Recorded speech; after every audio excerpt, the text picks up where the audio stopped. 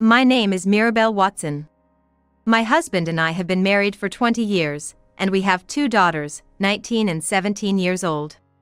Our eldest, Sally, is in college, and our younger daughter, Julie, is in high school and aiming for the same college as her sister. My husband, who was raised in a wealthy family with his father being a business owner, had a very different upbringing from mine, which was in a typical working-class family.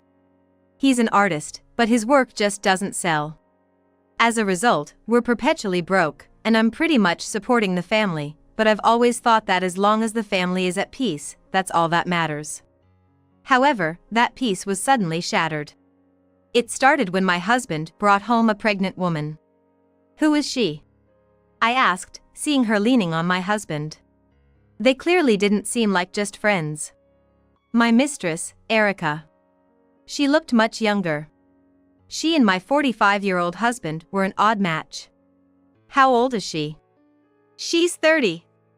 Young, right? She's way prettier than you, and finally, it's like spring has come for me." "But there's a 15-year age gap between you two." "When there's love, age doesn't matter." But I wondered if that was really true. "So, I want a divorce." "Divorce?" It was like a bolt from the blue. I had supported him all this time, and now he was suddenly declaring a divorce. Even though it was because of me that we were able to make ends meet. Could an unsuccessful artist really remarry with a younger woman?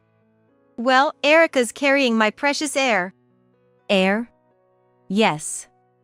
What's the use of a woman who can't produce an heir? What kind of legacy are you even talking about passing on?"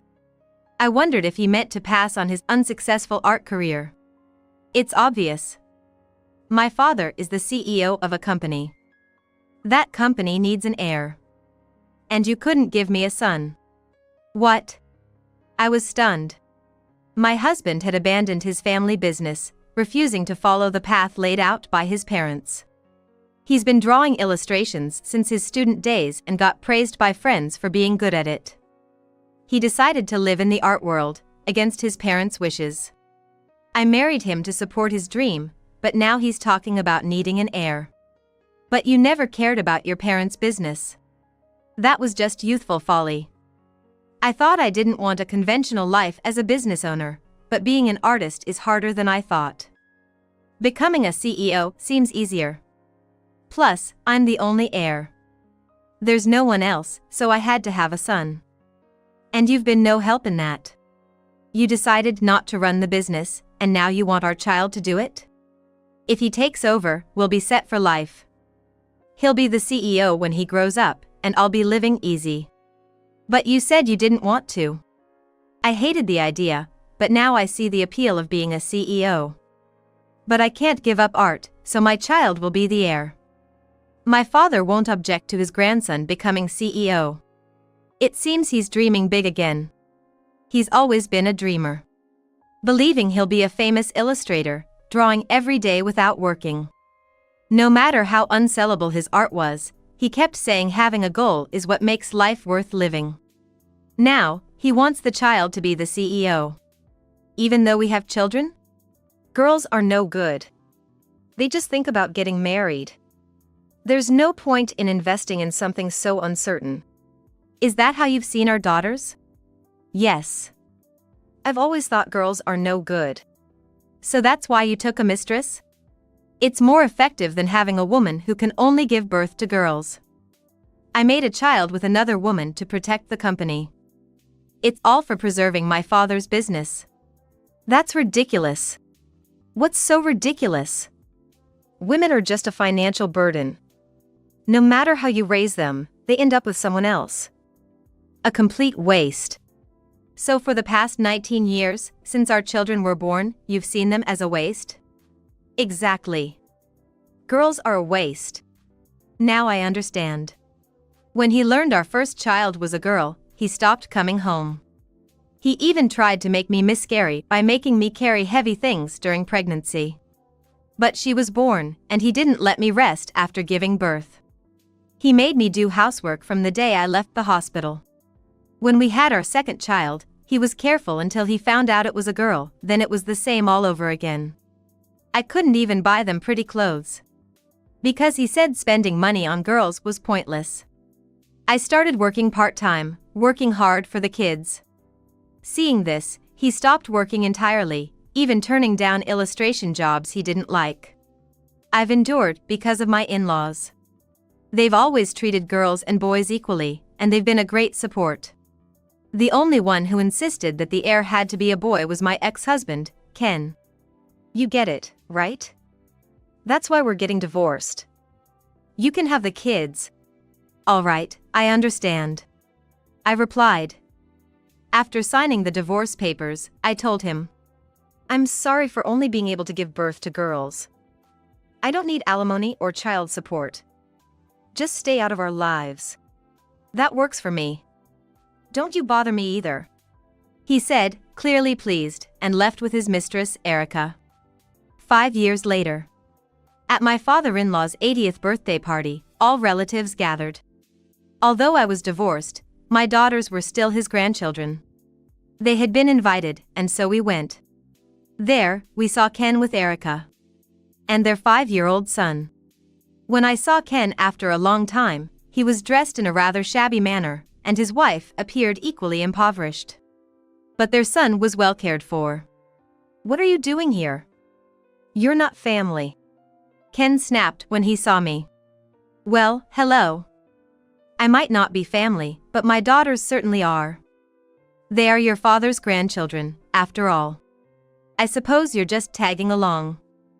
Otherwise, you wouldn't be stepping foot in this house. Maybe so. There's talk about the successor today. Not that it concerns you. A successor? Well, I have 2 relatives here too. Girls can't be successors. My son will be the next CEO. We'll see about that. I said, dismissing his snide comment. As we sat down for dinner, toasts were made, and gifts were presented to my father-in-law. My daughters and I each had a present, while Ken only had a cheap tie to offer. After glancing at the tie Ken had given him, my father-in-law said, "Thank you," but then quickly set it aside. Probably realizing it wasn't suitable for a CEO to wear. Then, he began to speak about his successor. I'm 80 today. I should have named a successor and retired earlier, but it's time now, especially since my grandchildren are grown. Dad, my son should be the successor. He's only 5, but in 20 years, he'll be a fine young man. And it has to be a boy. But I'm 80 now. I can't wait another 20 years. But the CEO has to be a man. Girls won't do. Well, I don't think that way. If they can work well, gender doesn't matter. Whoever can care for the employees and protect the company should be the CEO. It won't work. A woman can't survive in a man's world. Most of our clients are men. Having a woman in charge will only bring trouble. Ken was desperate. Trying to change his father-in-law's mind about a female CEO. But I knew. My father-in-law had always believed that if a woman is capable, there's no problem. My daughters could very well become the CEOs. Contrary to that, my son is a boy. Just 20 more years. If you can't handle it, Dad, I can take over until then. What are you talking about? You can't possibly manage. You've never been involved in the business. I could if I wanted to. It's not a part-time job. Just then, a young man entered the room. He was dressed in an expensive suit and looked like a bright, promising young man. He approached my father-in-law, bowed deeply, and handed over a gift. Thank you for inviting me, sir.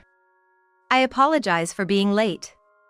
I was worried the wine you like wouldn't arrive in time, but it just made it. It seemed the gift he handed over was the wine. My father-in-law smiled, pleased, and gestured for the young man to sit down.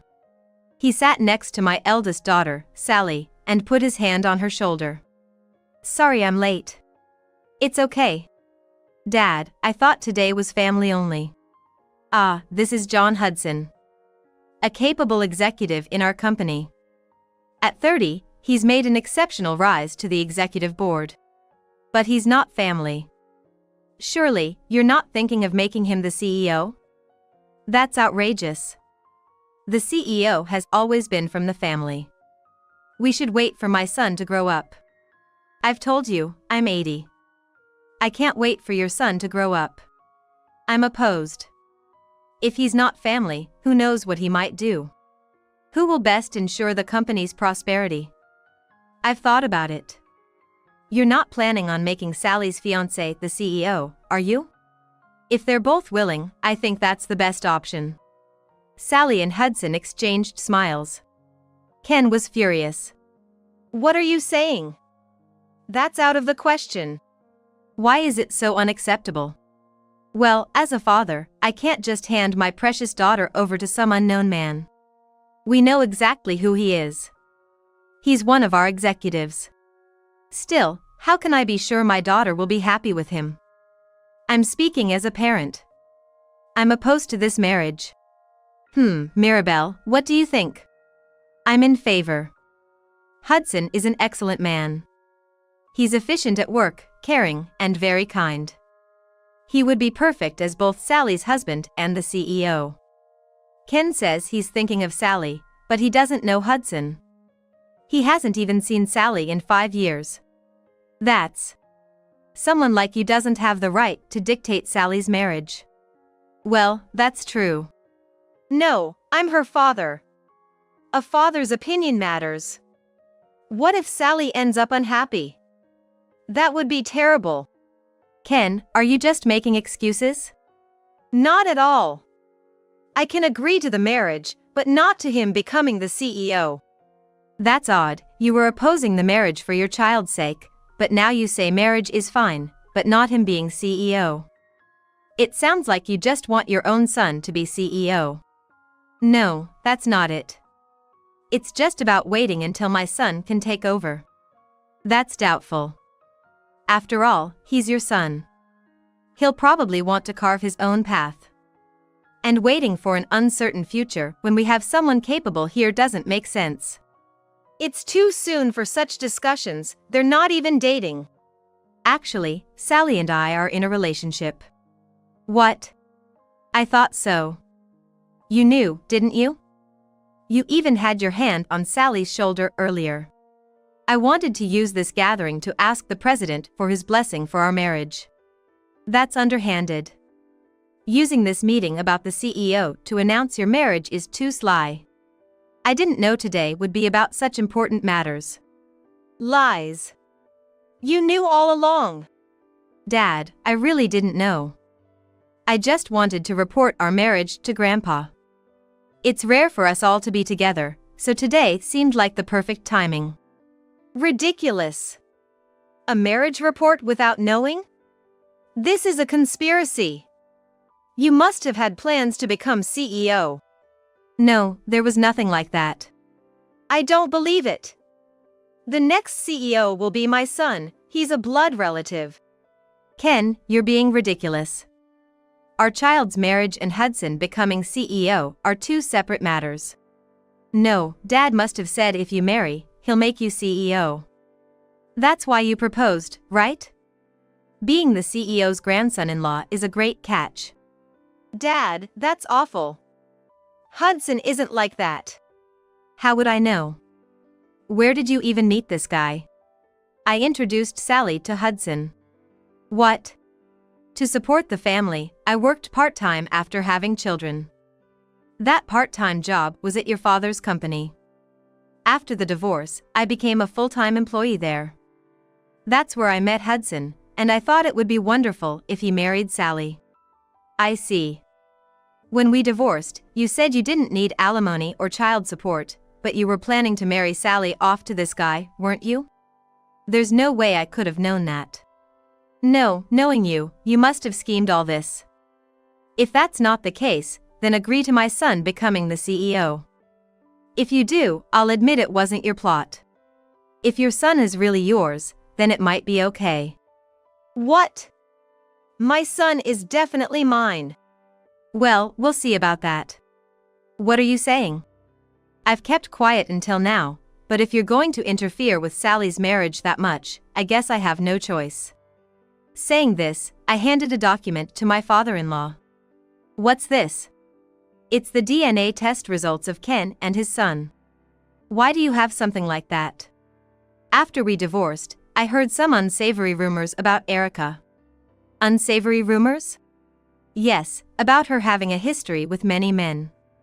So, I decided to investigate. How did you manage that? It was simple. Erica would leave the child at daycare when meeting men. I got one of the daycare staff to obtain a sample. I believe it was his pacifier. We bought an identical one and swapped it. For Ken's sample, we used his semen. How did you get that? You're still quite active, it seems. I found out you were visiting brothels, so I asked one of the girls there. Of course, I paid her well. Thanks to that, we got a good sample. The test results showed a 99.9% chance they are not parent and child. You've been going to such places? You were fooling around with other men? I didn't spend money on my affairs. You're the one who paid for it. A woman with other men is a bigger problem. Both of you are just alike. But I thought, as long as the child grows up well, it's fine.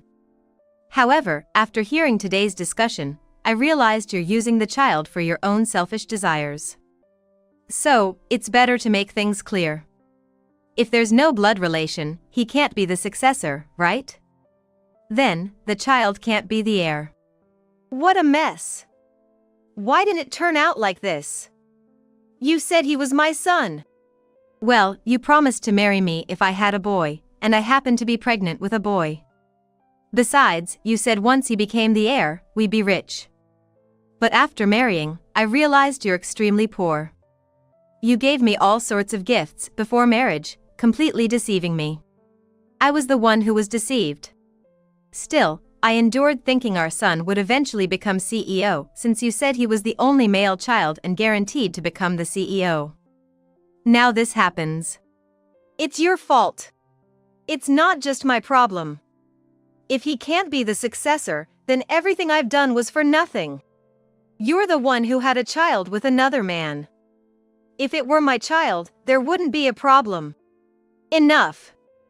Blood relations aren't everything, nor is being a woman a problem. Women can certainly become successors. But in our family, there's no male or female fit for the CEO's chair.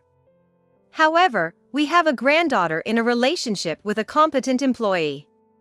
If they want to marry, it seems the next CEO is decided. Where's the problem in that? Stop making such a disgraceful scene. I thought I finally had a son. If you hadn't run away from home against your parents' wishes, none of this would have happened. You misjudged your life choices and still act like a fool. I thought this would make me rich. Fool! The next day, Ken contacted me. I never expected Sally's partner to become the CEO. I thought only men in our family, my son and I, would be successors. You were fixated on the idea that only a man could do it. Did you really not think things through when you divorced me? Huh? When we divorced, you said you didn't need alimony or child support. Of course not. You insisted it had to be a boy, treated me horribly when I was pregnant, belittled me for 19 years, and were harsh to the children. Do you think I would simply wish for your happiness without any thought? Knowing how much I hated you? So that means? Of course, I wanted to make a fool out of you. Then why didn't you take alimony or demand child support? You should have, right? What use would it have been to claim anything from someone who clearly couldn't pay? I wanted to leave as the perfect wife, dropping you into a quagmire instead. I did want Sally to become the CEO, but she wasn't cut out for it. So, you set her up with this Hudson guy? Set up? That's a terrible way to put it. He's truly competent. For the company to prosper, we needed his abilities. And if he's CEO material, then Sally supporting him seemed right. They'll make a great couple. But, you know, even with the best plans, things don't always work out. I just introduced them, the rest was up to them. This all seems too convenient, doesn't it? It was fate. Eventually, he'll become the CEO, Sally will be the CEO's wife, and I'll be in the background. Damn it! I'm going to expose all this to Dad. Go ahead. Exposing it won't bother me. After all, management is about strategy. Your father is a businessman, right? He understands these things. How underhanded can you be? It's not underhanded, it's strategy. You lost because you had no plan and chased dreams. I prepared everything to the very end. The very end? I knew you'd interfere with Sally's relationship with Hudson. So, I kept the DNA test results ready. You had it prepared for yesterday's revelation 5 years in advance? Obviously not that far ahead. I couldn't foresee 5 years into the future. But when I saw the results, I knew they'd be a useful card someday. So I kept them safe. I see. So, your game ends when Sally marries Hudson and he becomes CEO. Trying to sabotage Sally's marriage? Those two won't break up. How can you be so sure? Hudson's a man, after all. I've checked everything about him. He's not a cheater like you, nor does he visit brothels. A clean, decent man. His only flaw might be that he's a workaholic. Such a man sounds boring. Better than someone like you who doesn't work and just plays around. Anyway, there's still the vice president's position. But finding a husband for Julie from within the company might be tough. Oh, I'm not done yet. What do you mean? You're assuming Julie will be easy to handle because she's a woman, but she has the makings of an executive. She doesn't need an exceptional partner. Are you planning not to let her marry? Someone supportive and helpful at home would be ideal. She'll find someone like that. But can such a marriage be happy? They won't make a living. They will. Julie will be the vice president. Vice president? Julie is a woman, you know? A man who understands and supports her work would be perfect. Even someone who's willing to be a stay-at-home husband.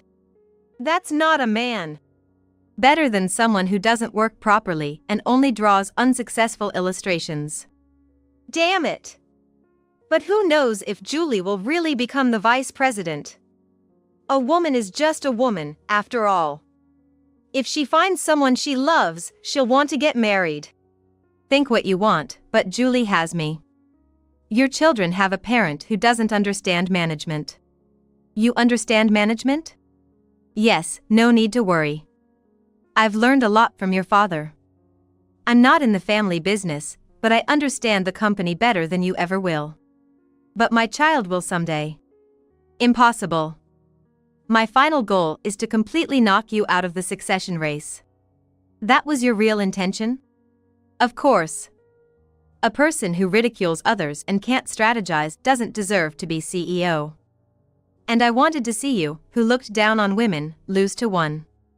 That's why I continued working at your father's company even after our divorce, searching for a suitable successor. When I found one, I introduced him to Sally. Damn! You thought that far ahead. That's why you can't beat me. I said. Afterward, Ken divorced Erica. They both betrayed each other, apparently. Since the 5-year-old son wasn't Ken's, Erica took him and demanded child support this time. Ken, now alone, tried to return home. But he was rejected by his family for leaving without any plan and not listening to them. They even scolded him, saying, a man should stick to his decisions. Without a home or income, Ken struggled to survive. He tried to find a woman to at least have a place to live. But, being neither handsome nor wealthy, found no one. He lived off his mistress's earnings and now didn't know how to live alone. His apartment turned into a garbage dump. And his application for welfare was denied. He thought of turning to Sally, now the CEO's wife. But she wouldn't help after he tried to interfere with her marriage. So, Ken, unable to rely on anyone, lived a tough life as an unsuccessful illustrator. As for me, my eldest daughter married, and Hudson became CEO. My youngest daughter, Julie, joined my father-in-law's company after graduating from college. She's enjoying her work every day. and will likely help lead the company alongside the CEO someday. I look forward to that day and keep working hard.